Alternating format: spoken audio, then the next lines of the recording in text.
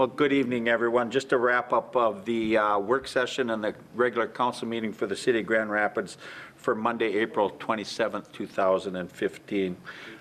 We did our normal conference call with Lauren Solberg, who has been representing the city and the county down at the legislature. Things are going well. They do expect that the legislature will probably wrap up on time, and we will know more as we get closer to that on the benefits. One of the things we do know for sure is that it looks as though we will get some additional LGA funding that would have a positive impact on the City of Grand Rapids. So with that, we went into a financial presentation on our statements from David J. Moll, who is a partner at Redpath, looking at our audit of the city's finances. The nice thing about that is it's not a complete report yet because we are still waiting on one component, which is the PUC side. They have an independent audit of the PUC.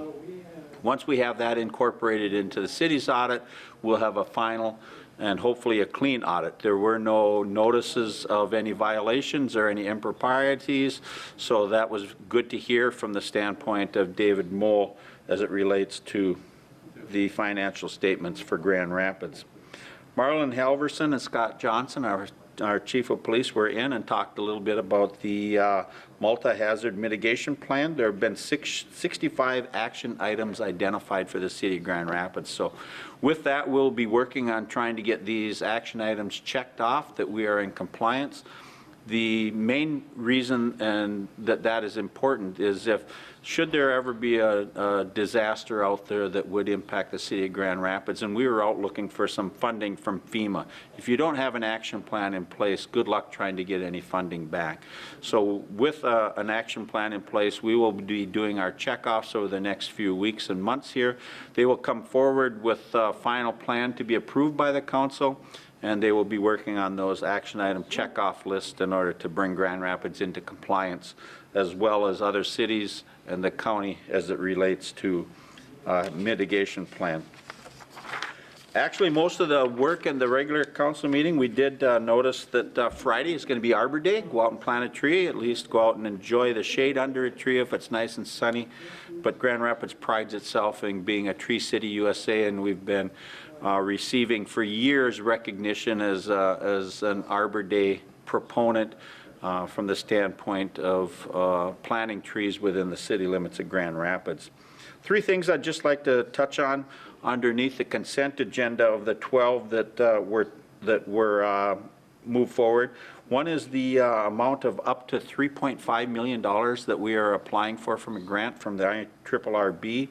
And what it's going to do is it's going to help us put together a feasibility report to look at a Iron Range rail expansion project that would connect a secondary rail option from north of Cohasset all the way across to the SR Steel plant and the county's rail service over there. And it would give a lot of businesses in the Grand Rapids area, Minnesota Power, UPM, Magnetation, give them access to a second rail carrier that then could be used to help hold costs down as it relates to Burlington Northern. So you're not captive from the standpoint of, well, if you want to move it by rail, the only option is Burlington Northern. With this, it would give businesses a secondary option. Second one is a memorandum of understanding between the City of Grand Rapids and our law enforcement labor services. We do have an understanding there, so we're very pleased with that. And then we went through and did a 12A, which is an amendment to the contract services with Braun Intertech. As you recall, a few weeks back, we talked about the potential development of aggregate in the northern part of the city limits of Grand Rapids. If you go up Highway 38 and you take County Road 61 that crosses, Hawkinson Construction has about 160 or so acres up there that they want to develop into a workable aggregate pit. So all the costs associated with that are being borne by Hawkinson Construction. The only issue is that the City of Grand Rapids remains the fiscal agent for that, but we are not on the hook for any outstanding funds or resources that are needed in order to bring that forward. So what Braun is doing, they're doing on behalf of Hawkinson Hawkinson Construction, but underneath the city is the financial agent. Bob Cahill was in, did a little bit of an update on the golf course. It's opened and it's doing well. We reappointed some board and commission positions as a result of some retirees. Ron Iannelli, I'd like to thank Ron for his years of work not only on the golf board but on the hospital board.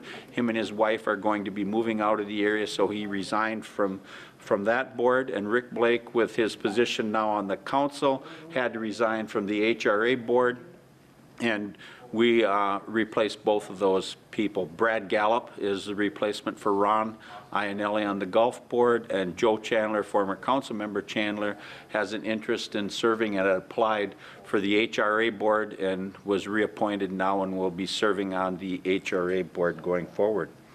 We paid our bills, and we will see everyone in a couple of weeks. Get out there and enjoy the beautiful spring day that we have out there. It's about 5:45, so there's plenty of time to get out and take a walk and enjoy the weather. Thanks, everyone. Have a good night.